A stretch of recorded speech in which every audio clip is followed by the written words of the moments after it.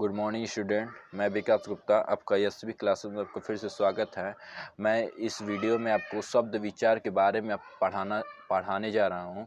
देखिए, इसको इंग्लिश में करते हैं मॉर्फोलॉजी। देखिए, मैं यहाँ पर अपने बुक बाय बुक आपको पढ़ाऊँगा, इसमें समझा भी दूँगा कैसे है कैसे नहीं। बुक बाय बुक पढ़ाते हैं, वीडियो लंबी हो जाएगी, इससे कोई गलती नहीं होगी।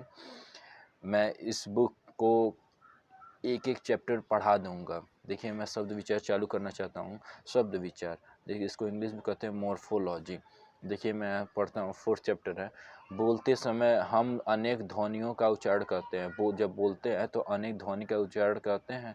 ध्वनियों के लिखित रूप वर्ड कहलाते हैं। ध्वनियों को जो लिखते हैं उन्हीं को हम क्या कहते हैं? वर्ड कहलाते हैं। इन्हीं वर्डों के मेल से शब्द बनते हैं। इन्हीं वर्डों के एक एक जब मेल एक ही में जुड़ते हैं तो उनके एक शब्द बनते हैं। शब्द माने क ल म ल स ल ऐसे बनते हैं, तो ये शब्द हो गए। जैसे दे रहा है हाथी, मृग, भालू। देखिए, हाथी में ह प्लस आ जुड़ गया, थ प्लस ई जुड़ गया, हाथी हो गया। मृग मतलब म प्लस री प्लस ग प्लस अ, तो मृग हो गया। भालू में भ प्लस आ प्लस ल प्लस उ, भालू हो गया। ऐसे ऐसे एक एक शब्द बन गया।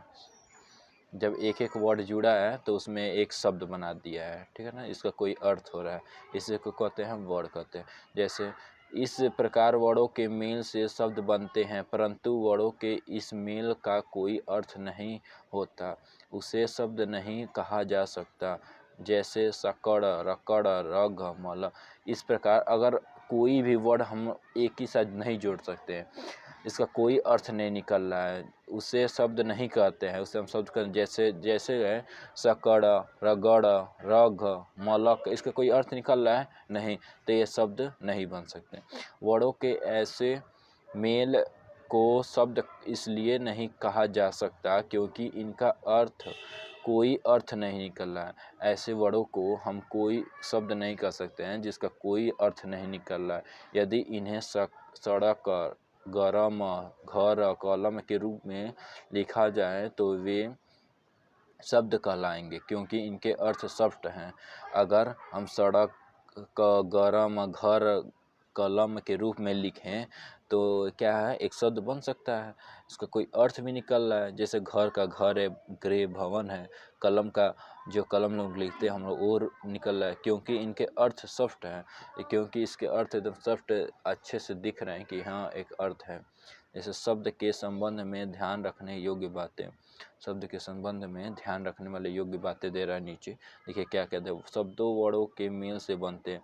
शब्द वर्डों के जो मेल होता है उसी को उन्हीं से बनते हैं। शब्द का कोई न कोई अर्थ अवश्य होना चाहिए। शब्द का कोई न कोई अर्थ अवश्य होता है। जिस शब्द का कोई अर्थ नहीं होता उसे शब्द नहीं माना जाता है। जिस शब्द का कोई अर्थ ही नहीं होता है तो उसे हम शब्द नहीं मानते हैं। जैसे देखिए, इसका डेफिनेशन दिया है शब्द का, वर्डों के उस मेल को शब्द कहते हैं जिसका कोई अर्थ हो। वर्डों के वर्ड मतलब होता है क, म, स, क, ये सब है ना, वर्ड है। वर्डों के उस मेल को शब्द कहते हैं जिसका कोई अर्थ हो। वर्डों के जो मेल हो रहा है उसमें, तो उसका कोई अर्थ निकल रहा है, उसी को हम शब्द कहते हैं। अब देखिए नीचे दिया है पद। पद देखिए, जब शब्दों का वाक्य में प्रयोग किया जाता है, जब शब्द एक एक शब्द एक वाक्य में प्रयोग करते हैं तो उन्हें हम पद कहते हैं। पद वाक्य में प्रयोग होने पर शब्दों में लिंग, वचन आदि के कारण विकार आ जाता है, परंतु उनके मूल रूप में कोई परिवर्तन नहीं होता है। दोनों स्थितियों में वाक्य में प्रयुक्त शब्द पद कहलाते हैं। जैसे अमित ने पुस्तक पढ़ी। अमित ने पुस्तक पढ़ी, इसका कोई अर्थ निकल रहा है। देखिए एक एक शब्द एक एक जुड़ कर एक सेंटेंस बन गया, तो उसी को हम पद कहते हैं। दूसरा का नंबर, अमित ने पुस्तकें पढ़ी, इसमें क्या है, तो एक एक शब्द जुड़कर एक वाक्य बन गया, इसका अर्थ निकल रहा है अमित ने पुस्तकें पढ़ी। अब देखिए आगे दिया है, उपयुक्त दोनों वाक्यों में चार चार शब्द हैं। उपयुक्त दोनों वाक्यों में देखिए चार शब्द हैं, एक शब्द, दो शब्द, तीन शब्द, चार शब्द हैं। इसमें भी 1 शब्द, 2 शब्द, 3 शब्द, 4 शब्द, अतः इन वाक्यों में 4-4 पद हैं। अतः इनके वाक्य में 4-4 पद हैं, 1 2 3 4, इसमें भी 1 2 3 4। और मैं अगले पेज पे मैं चलता हूँ। देखिए इसमें क्या दिया है। अब देखिए यहाँ पर दूसरे वीडियो में शब्द के भेद। हिंदी भाषा के शब्द के 4 भेद होते हैं। हिंदी जो भाषा के होते हैं शब्द के 4 भेद होते हैं, 4 भागों में बांटा गया है। पहला देखिए अर्थ के आधार पर, दूसरा देखिए रचना के आधार पर, तीसरा नंबर उत्पत्ति के आधार पर, और 4th नंबर है प्रयोग के आधार पर। शब्दों के 4 भेद होते हैं, अर्थ के आधार पर, रचना के आधार पर, उत्पत्ति के आधार पर और प्रयोग के आधार पर।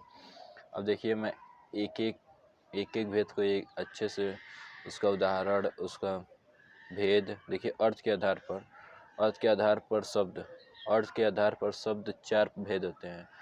पहला समानार्थी शब्द, इसको इंग्लिश में कहते हैं सिनोनिम्स। और दूसरा नंबर विपरीतार्थी शब्द, इसको इंग्लिश में कहते हैं एंटोनिम्स। थर्ड नंबर एकार्थी शब्द, इसको कहते हैं यूनिवोकल।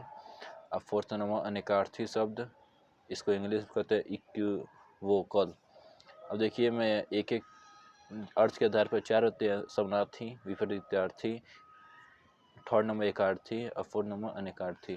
देखिए फर्स्ट नंबर क्या है, समानार्थी से हम शुरू करते हैं।